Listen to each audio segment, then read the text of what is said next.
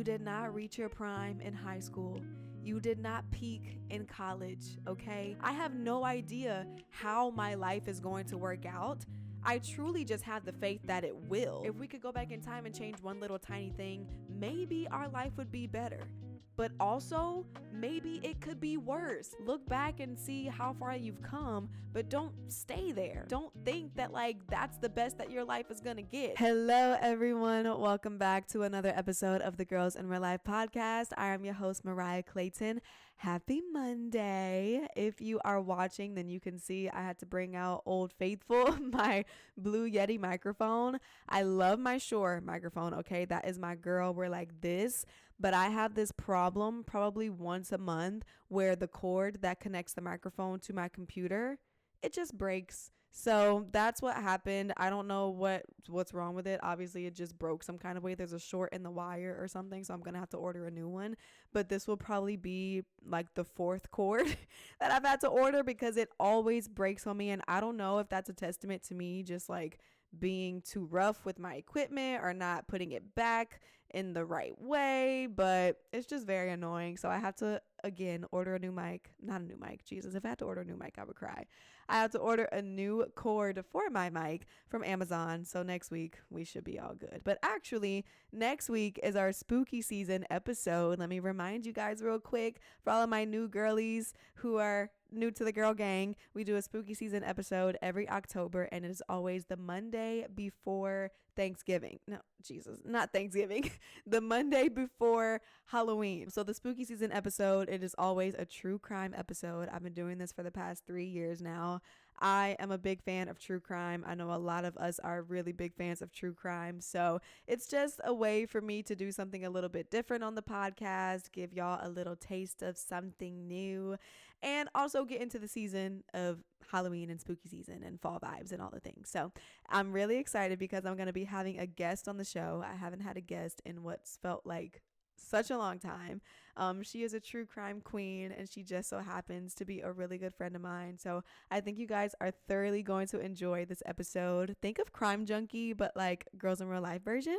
So stay tuned for that coming next week. But this week we are talking about living in the past, the dangers of living in the past, how to stop living in the past, and really embrace your present moment and everything that is out for you in the future. I think that as a society, we romanticize our past a lot. We romanticize a lot of the past versions of ourselves, especially when we are not happy with the way that our life is currently. I know a lot of times we look back on our past lives as like the glory days or the good old days, and we feel like we reached the peak of our life years ago, and now we have nothing else to look forward to or nothing else to work towards. You know, a lot of times when we think on the past, people are like, oh, I was so skinny back then.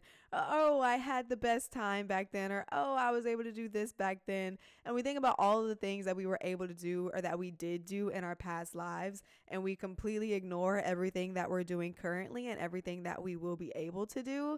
And I do think that looking on the past, while it is nostalgic and it is nice to look back and see how far you've come, at a certain point, if you continually live in the past, you are now holding yourself back in the present and in the future because you cannot seem to let go or move on from things that have happened in your past. So hopefully by the end of this episode, you will know how to stop living in the past and why it's important for you to not always reminisce and romanticize past versions of yourself. And I'm going to speak personally just for a little bit, but I feel like this is something that I have struggled with, especially a lot within the past 4-ish years, I would say, because I feel like I accomplished so much in my life in the past 6 years.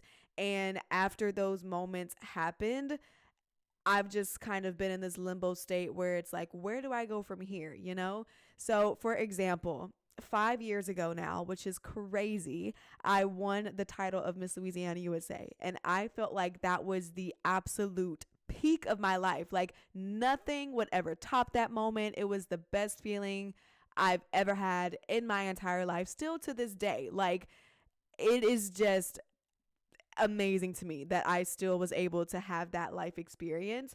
But I now look back on that time of my life where it's like, man, I was at the peak, you know, like I was in the best shape of my life. I was doing so much in my community. I had so many opportunities. Everyone wanted to know what I was doing and cared about me and all these different types of things. I had all these sponsorships and photo shoots and brand deals and like I was living the life, okay? And I feel like after my experience of competing at Miss USA and passing on my crown, my life has kind of felt like it's been on the decline. You know, I feel like I've never really reached a peak that high again. Like, obviously, I've had little baby peaks here and there, and there are a lot of things that I'm super proud of that I've accomplished in the past 5 years of my life. But I think like that was the last moment that where I felt like, oh my gosh, this is the tippy top of where I could ever be. Now, present me knows that that is ridiculous and knows that I have so much more to look forward to. But in the moments where I'm feeling like life isn't going the way that I want it to, in the moments where I'm dealing with hardships and challenges, I find myself looking back on previous times of my life where I felt like I was happy, where I felt like I had everything I needed, where I felt like I had the freedom to do things that I wanted to do. And I romanticize these past moments and past versions of myself, especially in those moments where I feel like the life that I'm living is not measuring up to the life that I used to live previously. And that in and of itself, I think can be really unhealthy for your mental health, just because like you start to lose value in your self-worth, and you start to question your decisions and second guess everything that you've done in your life prior to that point, and you start to lose confidence in yourself and in your abilities, and you start to not have optimism about the future because you're constantly thinking that your best days and your glory days and your prime happened in your past. And I really just want to help us shift our mindset with this thinking, because I know I'm not the only person who like has these thoughts, and I know that there are a lot of people who struggle with living in the moment and being optimistic about their future because they're so concerned with everything that happened in their past, and because they feel like the best has already happened. But your best days are not behind you, and the Bible consistently reminds us of that, which is what I love. Something that I want to help us kind of anchor this episode is honestly the book of Job.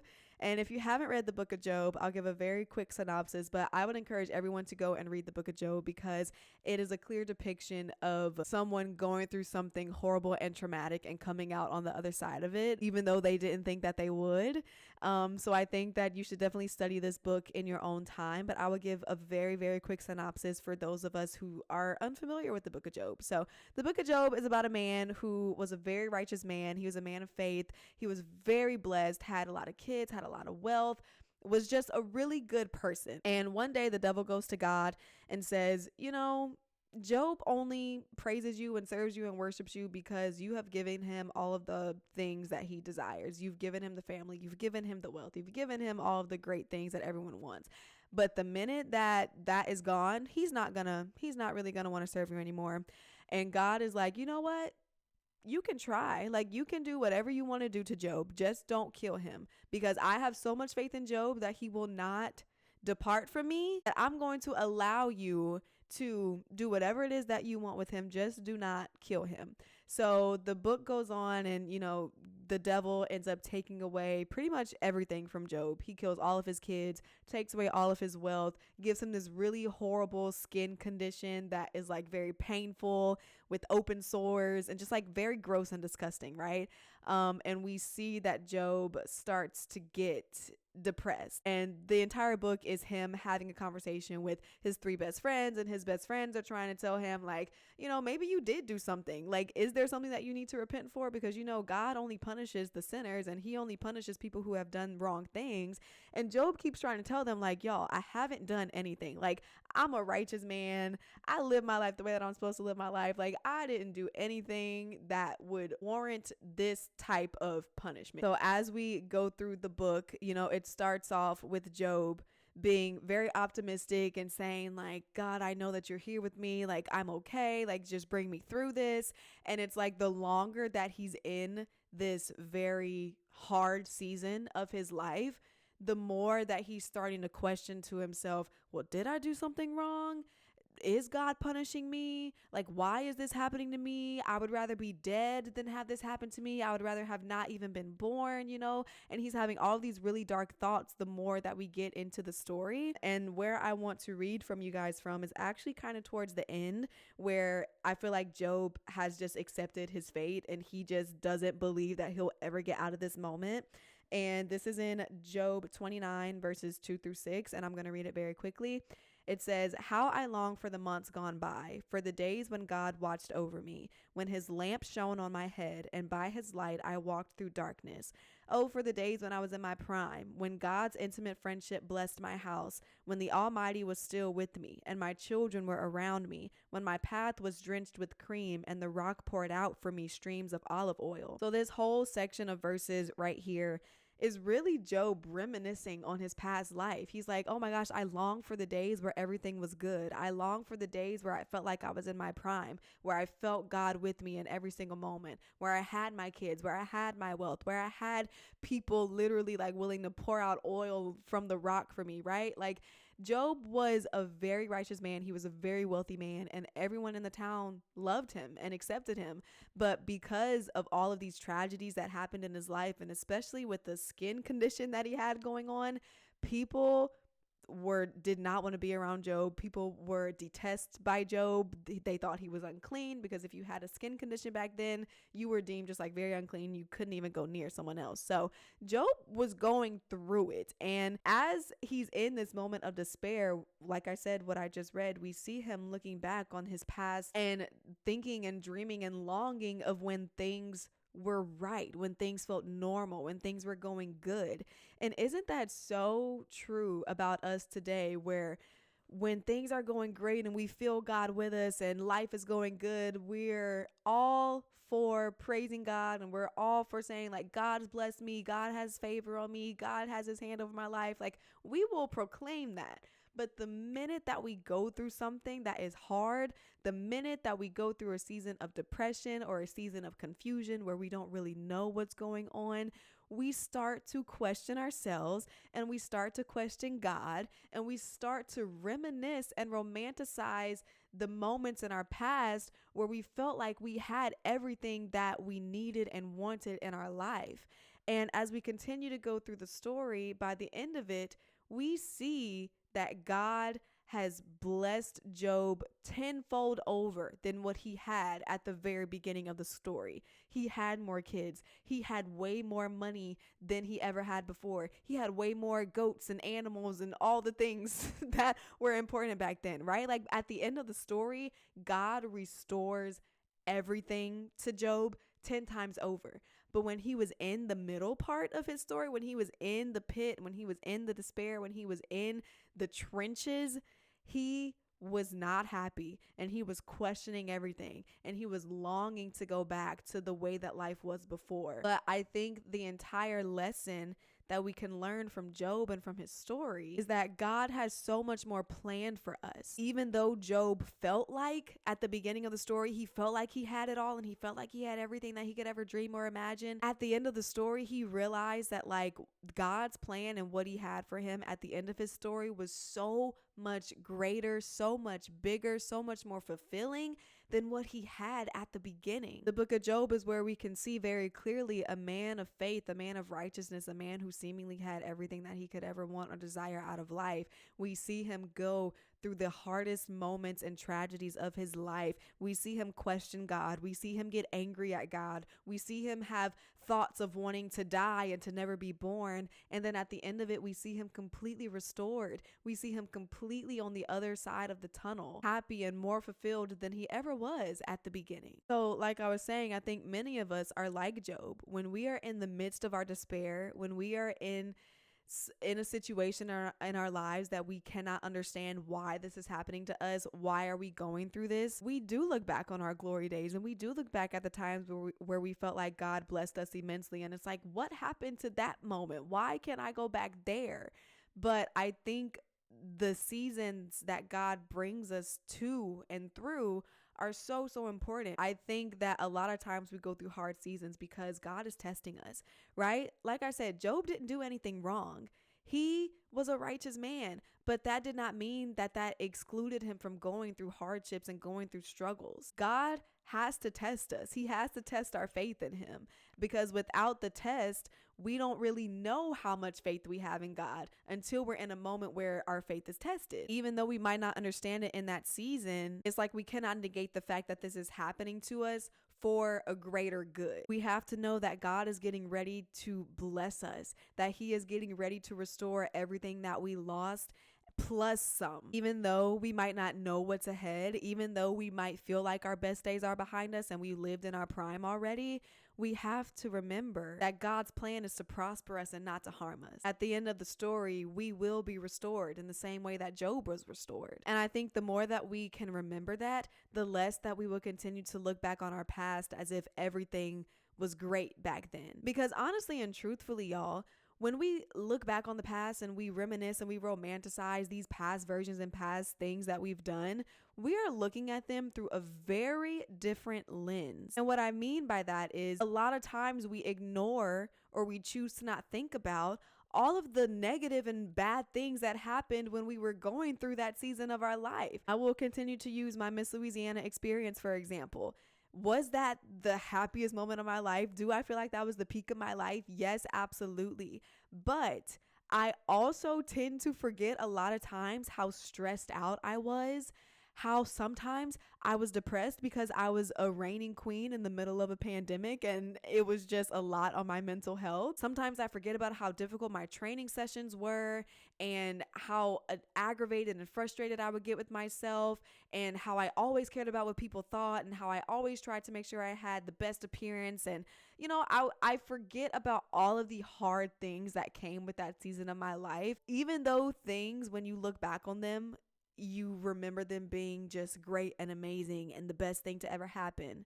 That past version of yourself, if she could come and talk to yourself right now, she would happily remind you of everything bad that happened in that time of your life. Let me do another example, like having Ace.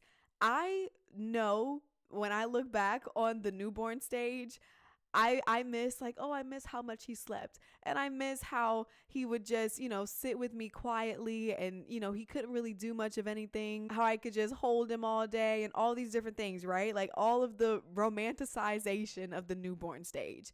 But when I tell y'all, the newborn stage was the hardest moment of my life, figuring out how to handle a newborn while also trying to relearn myself and be comfortable with my body, while also trying to learn how to pump and the pain that came with pumping and the waking up in the middle of the night and the sleepless nights, right? There's so much bad that also happened along with the good in the newborn stage. But again, when I'm in my toddler stage, which I'm in right now, and my son is running amok around my house, yeah, I do reminisce on the newborn stages where I'm like, oh, I wish that you would just sleep, eat, and poop. Like I miss those days, But I have to remember those days were also hard. So even though we can look back on our past selves and our past life and think about how great and amazing everything was, we need to also remember the hardships and the struggles that we went through during those seasons of our lives, because I think that it will also help us come to grip with our reality when we are in a hard moment, when we're going through hard things, because you will realize that in every season of your life, you're always going to go through something hard. Nothing is ever going to seem as perfect and as great as it is once you're out of it and once you can look back on that moment of your life. But of course, when you're in it, it's hard. And there are always things that you say, I'm never going to forget this, right? Like dealing with the pain of childbirth. Women are always like, I'm never going to forget this. And then a year and a half later, we're pregnant again. Oh, so excited. And it's just like this constant cycle of life where you go through hard things, but then it comes out great at the end and you get to a future moment where you can reflect back on that past moment and all you can remember are the good and happy moments. But we need to also remind ourselves that there are hard things that we go through in every single season of our life. And I think that if we do that, we can counteract this longing for the past. When we're constantly trying to relive the past and when we're constantly trying to focus on our glory days and where we felt like we were at our peak, we're missing out on the blessings and the opportunities of today. Like, you're missing out on the present and future moments because you're choosing to live in a past version of yourself that is no longer your reality. This can lead to you feeling stagnant in life. This can lead to you having missed opportunities in life. This could lead to you feeling a lack of fulfillment in your current life. This is why gratitude is so important, because it allows us to see the blessings and the beauty of where we currently are. So we really need to shift our mindset from being past focused to present and future focused. We need to stop judging our current season and let go of the way that we feel like things should have gone, or the way that we feel like our life should have turned out. Because many of us have an image in our mind of the way that we think our life is supposed to go. And the minute that something counteracts that or conflicts that, we are like, oh my gosh, what is happening? My life is ruined. My life sucks. Like, life was so much better when I was in high school and I didn't have to worry about anything. Life was so much better when I was with that guy, even though he cheated on me. Life was so much better, right? And we think about like life being so much better back then instead of focusing on how life can be so much better now. Life rarely goes exactly as you plan it, but as long as you trust and know that at the end of it all, God is going to have the final say and God's plan is greater than whatever plan you had for yourself, I think that is where we will find peace about our current lives and our current situations, and where we will feel optimistic about our future instead of being scared about the unknown. Because I have to be honest, I'm going to raise my hand, okay? I am very scared of the future because I am terrified of the unknown. I have no idea how my life is going to work out. I truly just have the faith that it will. And that's what keeps me going from day to day. And that's what keeps me from imploding every single day. But honestly, y'all, I don't know the intricacies of my life. I don't know the steps. I don't know how everything is going to come to pass. I just know that it is. So I have to be willing to let go of my life plan and trust the process that God has laid out for me for my life, and believe that it will all work out in the end. Because from my past experience, when I do look in my past, I can vividly remember every single time where I didn't know how things were going to work out, and they always worked out at the end. So I cannot lose that faith in myself and my abilities, and I cannot lose that faith in God and doubt that he won't bring me through something. So we have to look to our future with hope, and we have to trust in God's plan for our life. Am I saying that you're not going to go through it? No, I'm not saying that at all. Look at Job, okay?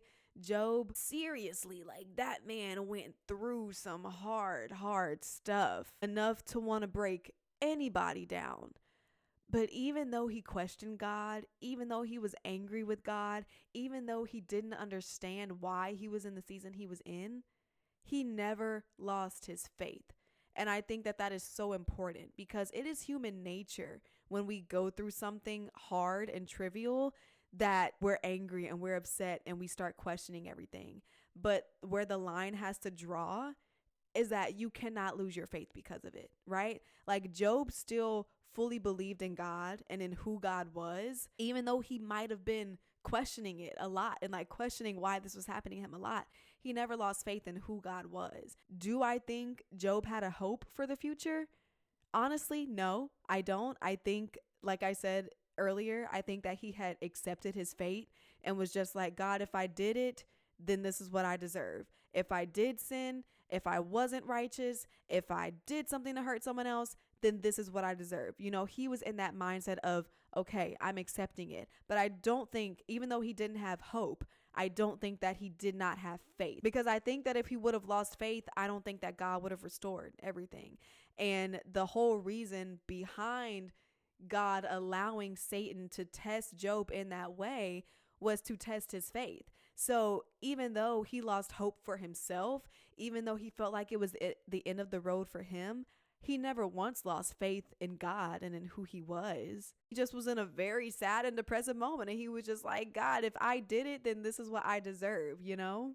He had stopped being optimistic about his life. He had stopped being optimistic about the fact that anything could ever be good for him again, but he never lost hope. And I think that that is just the most important thing when it comes to this, because we're humans, and God knows that we're going to question him. He knows we're going to doubt him. He knows we're going to go through seasons of uncertainty and be angry, right? But at the end of it all, as long as you don't lose your faith, I think God is willing and wants to restore. everything that we feel like we've lost. Our present life and our current reality and our future is so much brighter than we could ever think or imagine. We just have to be willing to have the hope and the faith for it. So how do we stop living in the past? Y'all know 5 steps, okay? Here we go. First one, stop feeling sorry for yourself.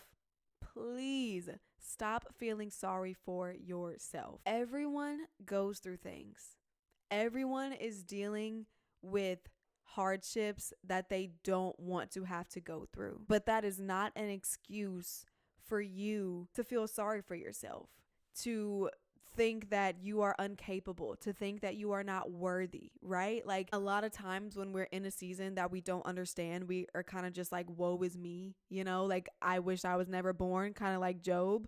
But we have to stop feeling sorry for ourselves. We have to get ourselves up, because the longer that you sit in this despair and this depression, the less hope that you're going to have. So even though it's something tragic, maybe, even though it's something that you wish that you would have never gone through, you have to be willing to be able to stop feeling sorry for yourself and get yourself back up. Will it be easy? Absolutely not. It will probably be the hardest thing that you will ever have to do. But the minute that you decide to stop feeling sorry for yourself is the minute that you will begin to start to have hope for your future. Second way to stop living in the past is you need to practice gratitude. Have a whole episode about gratitude that you guys can go and listen to, so I'm not going to deep dive into this, but practicing gratitude is just so important because it helps you to be grateful for where you are in your life right now. It helps you to be grateful for everything that you're experiencing in the moment, and you're focusing on all of the good and not focusing on the bad. You need to view your present moment like how you view your past. You want to view your past as everything being all sunshine and roses and rainbows. View your present moment like that. Find everything good that is happening in this moment so you're not focusing on all of the bad things. And piggybacking off of that, we're going to go to number 3, which is to live in the moment. Don't reminisce too much about the past.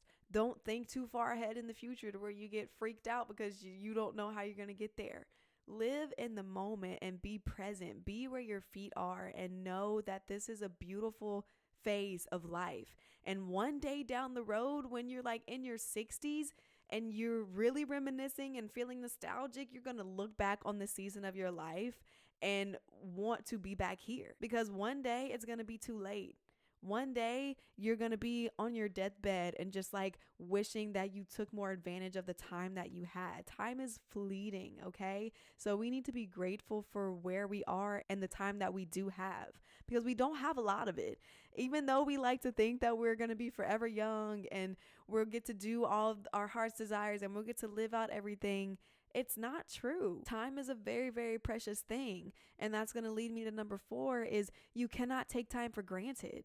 Like you cannot be so gullible to think that you have so much more time to figure things out, to get your life the way that you want it to be, to have everything be perfect exactly the way that you thought it would, because it's not going to happen. We are granted with very, very little time here on this earth. And we need to use that time wisely. We need to be able to be happy and live in the moment and stop living too much in the past and too much in the present. And too much in the future. And the last way to stop living in the past, number 5, is to trust God's timing. Okay? I don't know about y'all's God, but my God is an on-time God. Okay? He may not come when you want him to. Jesus. But he is always on time. Time in God's mind is very different than our concept of time, right? Like God has no beginning and no end, okay? So time is just kind of like whatever to him. Time to us, we feel like is very constricted because, like I said, we don't have a lot of it. So when things don't happen when we want them to happen, when things don't go the way that we think they're going to go, when we're not living the life that we thought we were going to live at a certain time, now we're like, hey God, any day now, right? But he lives outside of the construct of time, and we have to remind ourselves of that, right? Like he can see everything from our past to our future, everything that we cannot see. So even though we might feel like we deserve something in a season of our life, He knows that if we were to get that thing now, we wouldn't appreciate it later, or we wouldn't know how to handle it now, and all these different types of things. Okay, so we have to be willing to trust God's timing and know that everything will work out when it's supposed to work out. That's the last thing that I had to say, but just some final closing thoughts. Like, your best days are not behind you. You did not reach your prime in high school. You did not peak in college, okay? Your present self and your future self have so much more to accomplish that you can't even comprehend. Stop doubting yourself. Stop questioning your decisions. Stop believing that everything good in your life has already happened, because that's just not true. It's just not. And I know it's hard to believe that in the moment, especially if you're going through a season of your life where things are uncertain or a lot of traumatic things are happening to you, and you just wish that you could go back in time and figure out a way to like make it all work out or be better. But unfortunately, you can't. Like, there's nothing that we can do that can change our current situation from our past. The only thing that we can do is change our current situation from our present reality. And you will not be able to do that if you are consistently and constantly trying to go back to places that you can't go back to. Me and Justin were watching this movie the other day. It's called The Butterfly Effect. It's actually a pretty old movie, and I kind of wasn't paying attention to the whole thing because I was trying to read my book. But the gist of the movie was that this guy could essentially go back in time and change one little tiny thing, and that one little tiny thing would change the entire trajectory of not just his future, but the people around him, their future. And you just see him constantly trying to go back and change things. He doesn't like the way things are. I'm going to go back and change it. And eventually going back is hurting him and is killing him. And he doesn't know how the future is going to turn out if he changes one little tiny thing. He has no idea what the outcome would be. He's just trying to do what he feels like is best in the moment and hope for the better outcome. And I think that there is a big lesson to be learned in that, because yeah, sure, if we could go back in time and change one little tiny thing, maybe our life would be better. But also, maybe it could be worse, because sometimes he would go back in time and he would think that he changed something for the better, and in the future he's in jail and he's like, how did I get here? Like, what the heck happened? So even though we might look back on our past life and be like, man, I missed this time in my life, or I wish that I would have taken advantage of this, or I wish that this could have been different. You don't know how that one little tiny decision could have impacted not just your life, but everyone else's life around you. So you just need to be happy with where you are. You just need to be grateful. You just need to try and make the best decisions that you can in the moment and hope that it will all work out in the future. Like I said, there is no way that you can go back in the past and change your current reality. The only thing that you can do about your current reality is take steps forward, is move ahead towards something that you want instead of moving behind you, okay? I feel like I'm just saying the same thing over and over again, so I'm going to end the episode, but I just want you guys to know that like your best days are not behind you. Stop living in the past. Stop romanticizing these past seasons of your life. Really reflect and remember all of the hardships that you had in that season so that you can be grateful for where you are now. Look back and see how far you've come, but don't stay there, okay? Don't think that like that's the best that your life is gonna get, because it's not. I promise you. And I hope that the book of Job, if anything, showed you that even though you might be going through the hardest season of your life, at the end of it all, God will restore it, because he's good and he wants to prosper us. He doesn't want to harm us. He wants us to have hope for our future and to know that everything good that we want and desire out of life is ahead of us and not behind us. Okay? That is all I got to say. If you enjoyed the episode, please subscribe to the podcast. Y'all, we're almost to 3K subs. I'm so happy and so excited. Leave me a comment, a review, a 5-star rating. You guys can also follow us on all of our other socials at Girls IRL Pod. And yeah, that is all. I'm very excited for spooky season episode next Monday. So I hope you guys are too. But with that, I hope you guys have a great Monday, a great week, and I'll talk to you in my next episode. Bye.